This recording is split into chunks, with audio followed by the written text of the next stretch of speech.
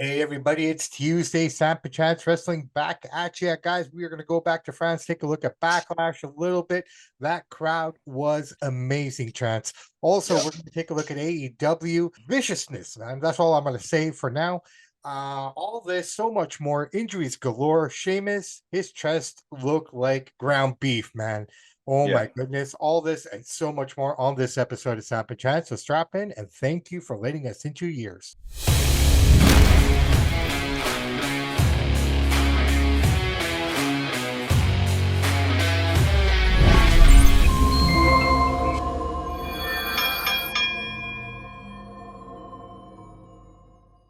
Hey, everybody. Welcome back to another episode of SAMP&CHANCE Wrestling. I am your host, Bobby Sampson, joined as always with me, my man with the master plan, Mr. Chance Michaels, Chance Willie Nelson, full effect. How are you, my friend?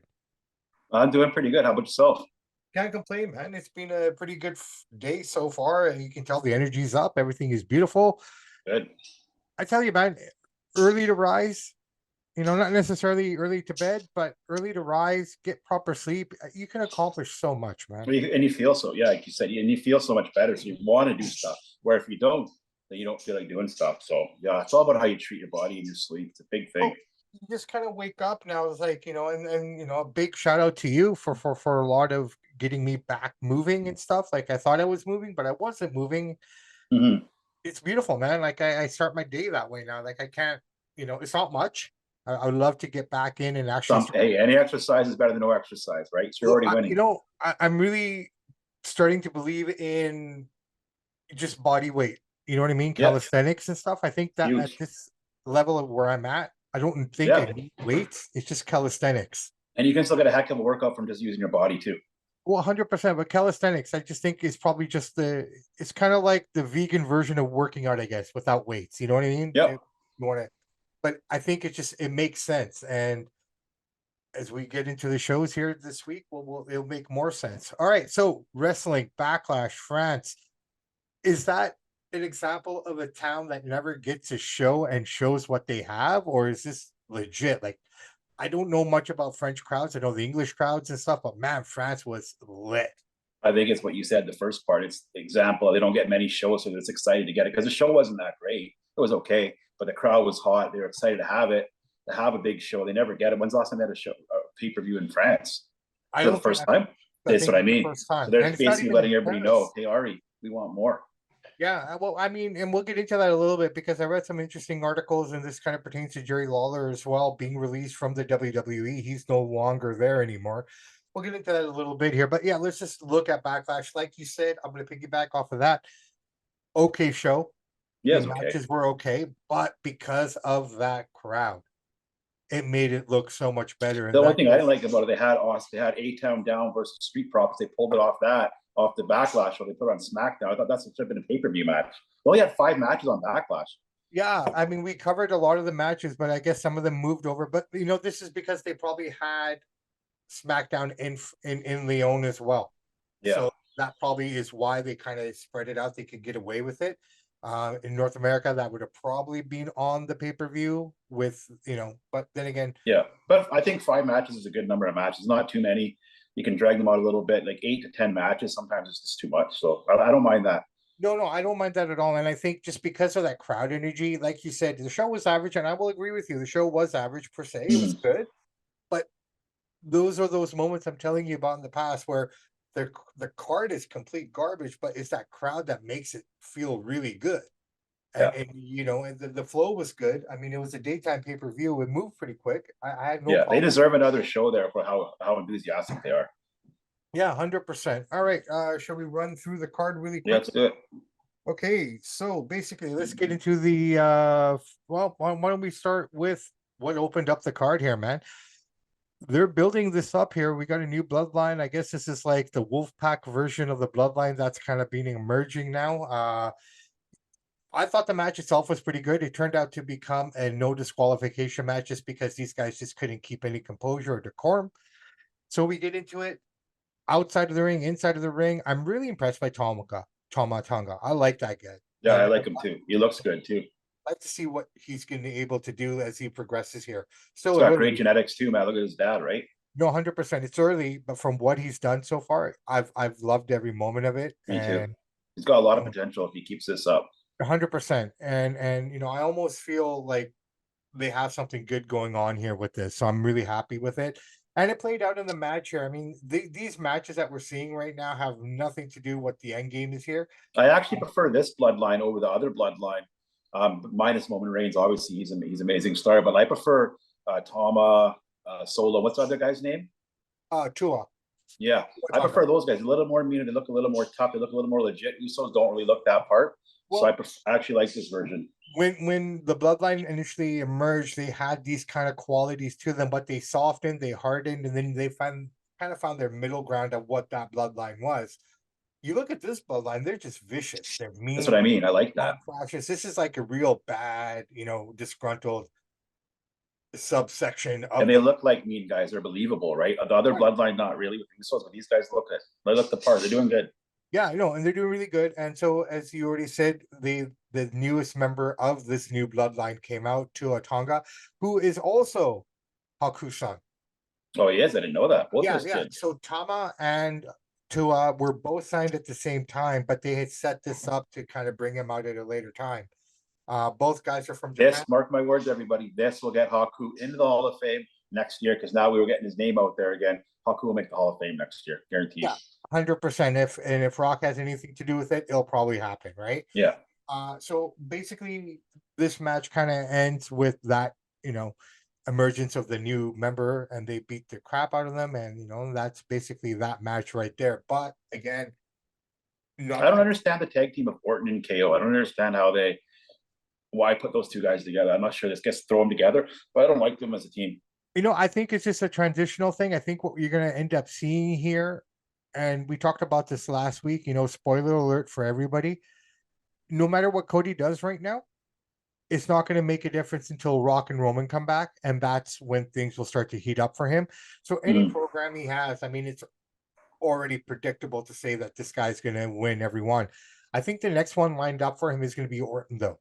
They're going I to still want to just get into that. Orton is too good, and yeah. he's in his early 40s to be wrestling with the Bloodline and KO. He needs to be up the top of the card because he's only got a few year window left of being at the elite. So get him up there. He needs to move up.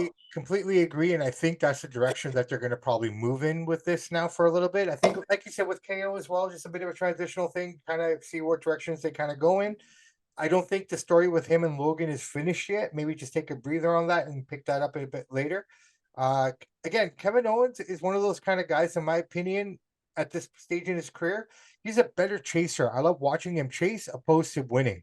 Does that make sense? Yeah. Right? Well, he's a good storyteller. Yeah. So, I mean, that chase is good. All right, let's move on. I thought this was going to happen anyways, but Asuka and Kylie Sane up against Bianca and Jade Cargill for the ladies tag team. This is the match. This is all the hype now. Everybody's talking about how bad it was, the botch fest, blah, blah, blah, blah, blah. Well, okay, I'm going to say this. This is a prime example of the different levels between AEW and WWE when it comes to structuring and bringing out their talent. Jade on their program was the highlight, was everything, and I get that. I appreciate it. But she didn't look bad there because she was at the same level as everybody else. Does that make sense? Yeah. Right. Well, when she comes over here, they tried it out. Oh, no, you need more seasoning. You need more time.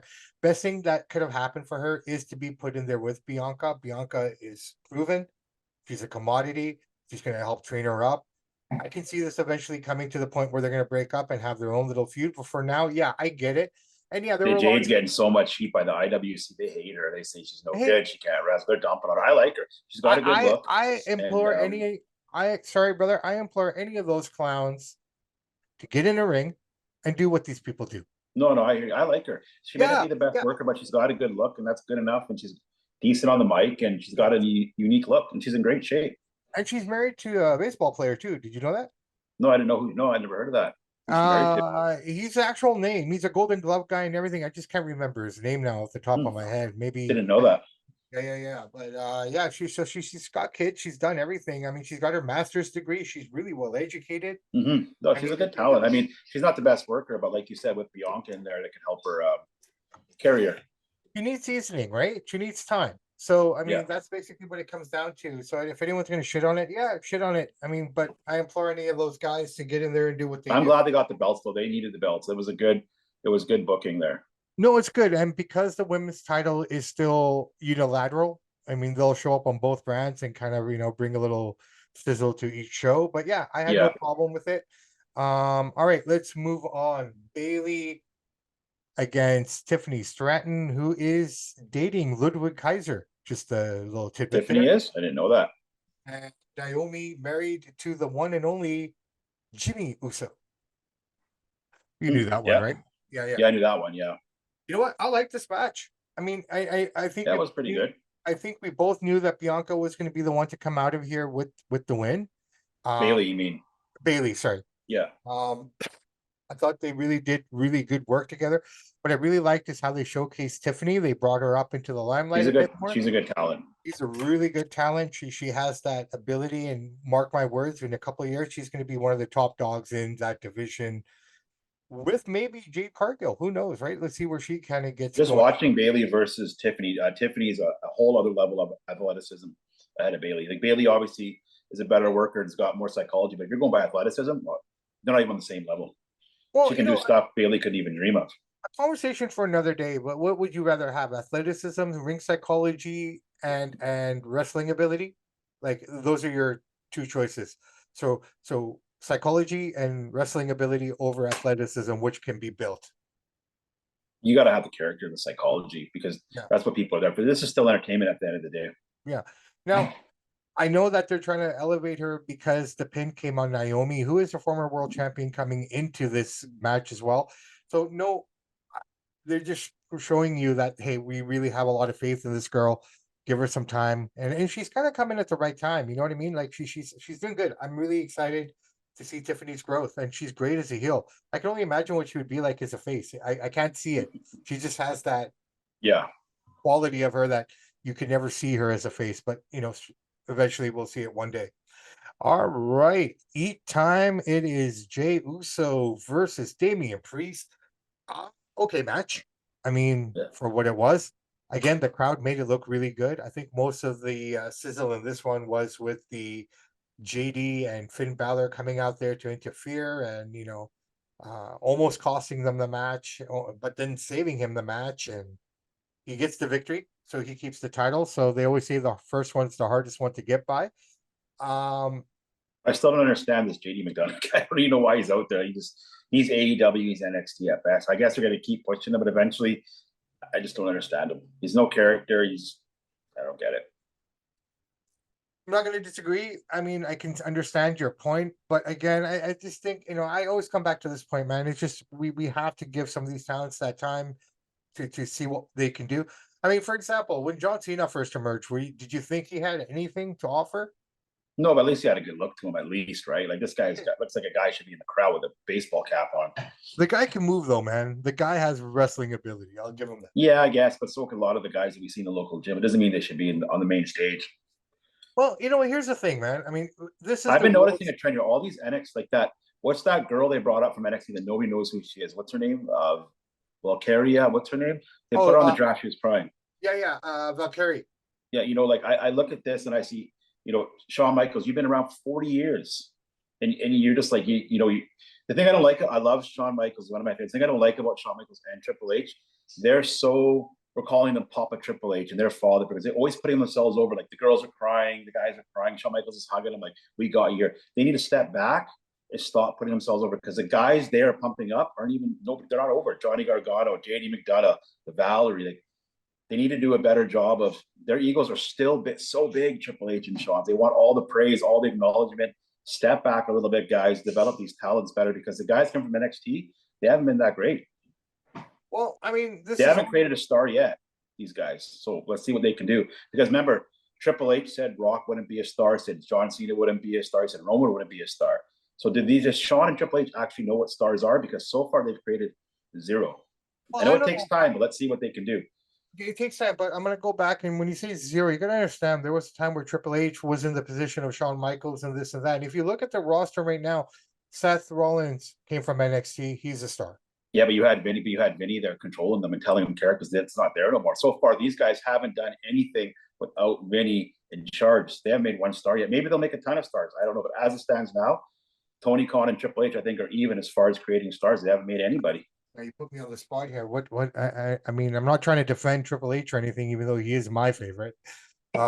Look, Shawn Michaels is one of my all-time favorites, right? So I'm separating the legends of Shawn Michaels and Triple H from the ring to their And executives. I'm separating Triple H. They're two of the greatest. No. All right, I tell you But what, as executives and bookers, I don't think they're that great. I do not have an answer for that yet. I want to look it up. I want to research it. I want to see from the regime who's coming up. I want to talk about that more because I don't. I agree, but I don't agree because I don't have all my thoughts in front of And me. of course, all the guys backstage love Triple H because this doesn't demand greatness. He doesn't demand excellence. If you screw up, he's not going to scold you. You don't live in fear. He's like the cool dad. He's like a Disneyland dad. Hey, let's have all the fun in the world, and who cares? Because here's the thing: people don't realize this is not Triple H's money. He's not a businessman. He's just booking the show. Vince was the booker, and it's his money. It's his business. You take a little more pride into it. For Triple H, like, oh, this is Ari's money now. This is my father-in-law's money. He's not losing money or making extra money. He wants to look good. He wants the show to be great, but it's not his investment. He's got zero investment in this. And so you don't take it quite as serious. And I just think I see a lot of mediocrity coming from NXT and on the main roster. So let's see what they can do. I hope they prove me wrong because I do like those guys. But so far, I watch in Backlash. It's like it seems like AEW NXT glorified. Well, let's see. The Yeah. story goes on. All right. Cody Rhodes versus AJ Styles. The crowd was live for this. The crowd was live for both these guys. Oh yeah, the crowd was hot. Even AJ had to break character to respond to it because of the chants before the match for him. You had no choice. Yeah, they were all over it. Like he was just like, wow. It was just great. Match was good. At the end of the day, this was the best match on the card, in my By opinion. far. Yeah. And again, I think a lot of it, Cody's really good. He's improved, obviously, but I mean, this was AJ being AJ. The storytelling, the facial expressions, all of it, just the movement, the fluidity between the two of them. I mean, considering this is the first time they've ever worked a match together. They looked good. They got good chemistry. They're both good wrestlers. They know how to wrestle, right? Yeah. So I mean, these guys put on a great match, and I think it was the perfect ending for the night. Cody obviously wins, but not without some struggle. And I think that's what you're basically going to see is that Cody is always on the brink, but then just pulls it out at the end. But yeah, that was Backlash for you, man. But before we get into any more WWE stuff, I thought maybe we just break down a bit of the AEW that's kind of coming up our way. Yeah, let's do it. AEW last week started off with Tony Khan basically coming out in a neck brace, and just all of a sudden the screen gets grainy, and you got Matt and the Young Bucks in the back. And Matt and Nick, thank you. I can remember his name. The Young Bucks in the back in the production truck, shutting it down, and there you go. NW 2.0, but called the Elite. I'm telling you, man, there's a lot of similarities to how they're trying to play this story here. But the thing is, they're trying to do that kind of thing, but the problem is, and I hate to keep saying the same things, but man, when you watch wrestling, sometimes I cringe what I'm watching here. You're looking at Tony Khan and the Young Bucks and Jack Perry. These guys don't even have the Hulk Hogan's chest.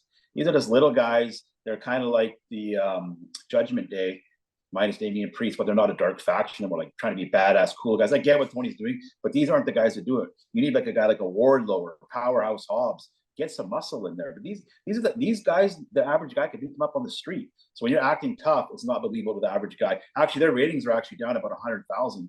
They're going down about 700, 750 because people look at this like, who are these clowns? I'm not saying Young Bucks can't wrestle in the ring, but when they're trying to be hardcore tough guys, it's not believable. Again, it comes down to production. At least Tony's trying to have a character. I give him that, but like, dang. What you're saying, and I'm not, I mean, it's just levels. Stand those guys up to Hogan, Hall, and Nash. It's like even now, Hogan guys are still bigger than the 70. They're trying to do their own thing, right? I get that, and I understand what they're trying to do. It's just hard not to draw the parallels to these older stories. I mean, at the end of the day, I get it. A lot of people are making the comparisons, but it's just like, dude, these guys aren't cool. They don't. Hogan, Hall, and Nash have that it factor. These are cool guys. You look at these guys and be like, oh my god, they can kick my ass.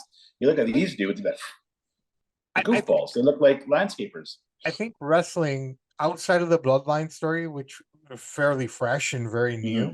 I mean, if you think about it, and I'm just thinking about, my wife, for example, she loves her Young and the Restless, right? and I can watch an episode with her and then go back 5 years later and pick up like nothing ever happened. The only Yeah. difference is this guy's sleeping with her, this and that. And I think about these soap operas, completely separate thought. How inbred are all these people? Because everyone sleeps with the same people. They all have kids with each Yeah. other. Like, You run out of ideas after a while too. And I get that in wrestling, same thing. You run out of ideas. yeah. So I mean, it's hard to come up with fresh. Tony's trying something. I'll give him that.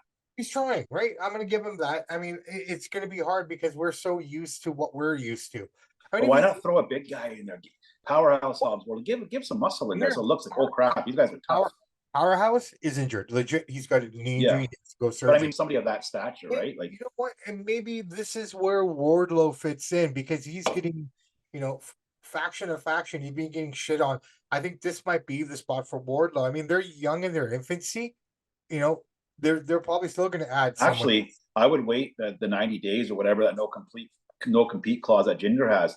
Bring in Jinder one. He looks good. He's big and he's strong. The W should never have cut him, but and then you got a little bit of heat with Tony and Jinder, and you can kind of work off that a little bit too, right? Because he was bad mouthing Jinder, the main eventer and all this stuff he was saying. Why not bring in Jinder and get some heat?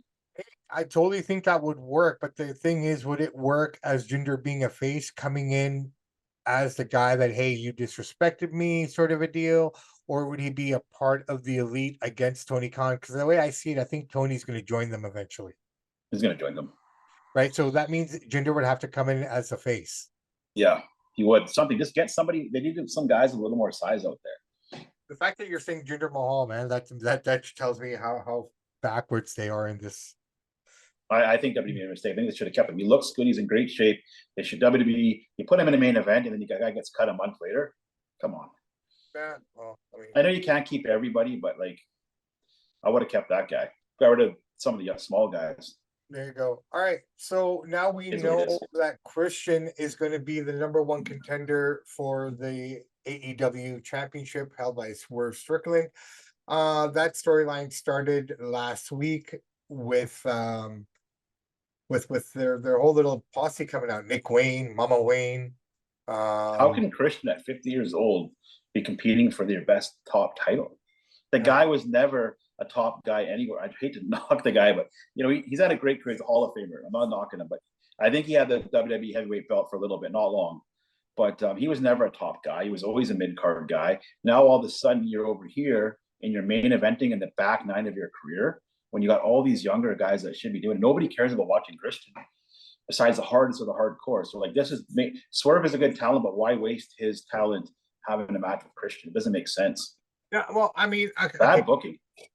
Well, this is what I keep coming back to. I mean, it comes down to the booking. I mean, the two biggest issues, I don't think it's talent that they have an issue with. I don't think they have an issue with commentating. They have their biggest issues, in my opinion, are booking, production. I've been saying this for a few months now. And, that really, really lit a fire under me last couple weeks ago when Swerve Strickland just won your world championship. This is your guy. Yeah, he came from NXT, this and that, but he never made it to the main roster. Yeah, he can be known as an AEW guy, yeah. So I'm going to call him an AEW guy, right? And this is your guy. What do? You don't bring him out at the beginning of the show? Like, what did we see when Cody won? He was out there first, promoting his win.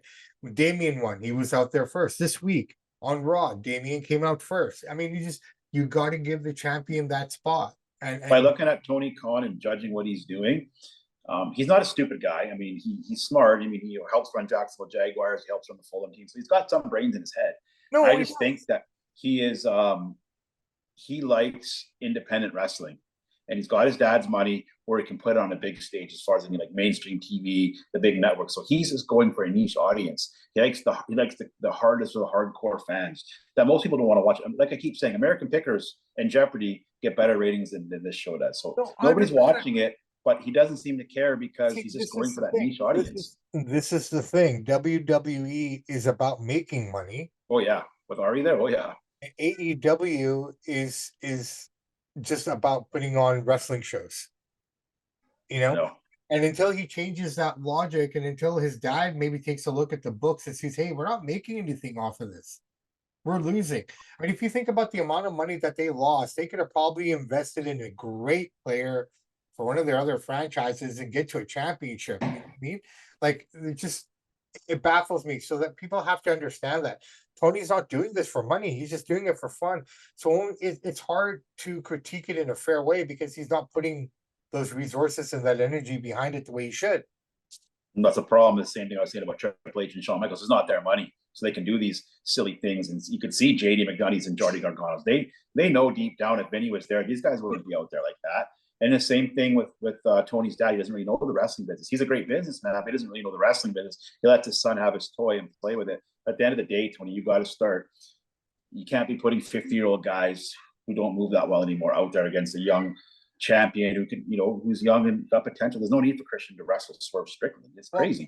You know what? Let's see how the story plays out. This is at one of the biggest shows. It is what it is, though, bro. But I mean, we just laid it out for everybody. I mean, look at the levels. Look at the levels that we're working with. Now, speaking about a different company, WWE is now a different company than we ever knew it to be. Prime example of that is they didn't renew Jerry Lawler's Legend contract. So he's actually legitimately not a part of WWE in any way, shape, or form. And this is just, to me, a clear indication of the new regime, the RE regime. They don't say what you want about Vince McMahon. Okay. But say all the bad things that you want. And you can say that for Kevin Dunn as well. You won't hear me saying a bad thing about Vinny. But I know what you mean. No, but what I'm saying, people can say whatever they want, but guys like Lawler, not everybody in that company, but guys like Lawler, guys like, God rest his soul, the Fink, if he was still around, they would have been protected by Vince in some shape. Oh, hell yeah. They were taken care of. But absolutely. With the new regime, or they don't care about the past. They don't care about not a wrestling guy. Right? But see, that's the thing. It's a business. So my question to you, because we're not backstage. We don't see it all. How much Jerry could have rubbed somebody on the top or brass the wrong way or something too. He's hardly ever there though. I know. I don't know why they did. Why would you get rid of Lawler's Legend contract? I don't get it. Because they see that money being wasted. It's not being used. Like you said, right? He's a businessman, right? Yeah, no, I get it. But it's like, damn, Lawler's like top 3 announcer of all time. Like, I'm not questioning because I'm still kind of stuck on I'm going to try to figure out if they have brought anyone that's on the main roster that's kind of getting any traction. But how much of control does Triple H and these guys actually have backstage anymore? In terms of they have enough control where you can say, hey, I think Cody Rhodes should wrestle Solo Sikoa at WrestleMania, and then they'll take his suggestion and they'll say yes or no to it. So you can kind of, but as far as the money, he has no say in money or where the pay-per-views are going to be. Exactly. All right. So I mean, just something to think. He had more Triple H people. This is how stupid the IWC is. Triple H had more pull when Vinny was there than with Vinny not there, because now they don't have that bond, they don't have that connection. They'll still take what he says into account, obviously, but he has nothing to do with the business side at all. Netflix deal, none of that, nothing to do with Triple H. No. He just calls the shows. That's it. So, anyways, let's see where we go with that. But before we go, pretty cutthroat of Ari to get rid of Lawler on the Legend contract, though, eh? Dude, it's his business. He's a businessman, right? No, I'm not knocking him for it. I get it. No. I get that as well. I know. But of all the legends you could cut off the contract, Jerry Lawler cut some of the other guys, and nobody really. I'm sure they will, and I'm sure they will. It's not even cutting it. It's not renewing it. It's just letting it, right? It's just. I mean, that's a nice way of doing it. I want to piss Lawler off. Well, no, he's fine. I mean, what's he gonna do? He's got his barbecue shack. He's set, right? I mean, yeah, but still, it's a little bit of kick in the pants, right? He gave a lot to the company. But he has to. If he feels it's a kick in the pants, he knows it's not coming from the people that were there before him. It's a new time now. Yeah. Right. So I mean, he can't blame Vince. He can't blame anybody because they can't save you now. He's gone. No, sold it out. Right? Balls out. So I just want to touch on this really quick because we started the show with the new bloodline. So what I'm understanding here is we're going to get a bloodline versus bloodline kind of Survivor Series war games. This is what it's going to build up to. Probably going to get Roman back around SummerSlam, so Augustish. He's going to come back with a new, like a good guy bloodline, which will probably both have the Usos. And I'm hearing...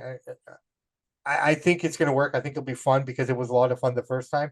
Sami Zayn. So the 4 of those guys probably against Solo, Tama, his brother Tua, and then Junior fought too. He's coming. He's coming soon. I'm actually glad Roman's taking a break right now because now you hear people chanting, "We want Roman." You start to miss the guy. That's what I'm saying. When you're an attraction like a Roman or a Cena or a Lesnar, you don't need to see them all the time or The Rock because when they do come, it's special.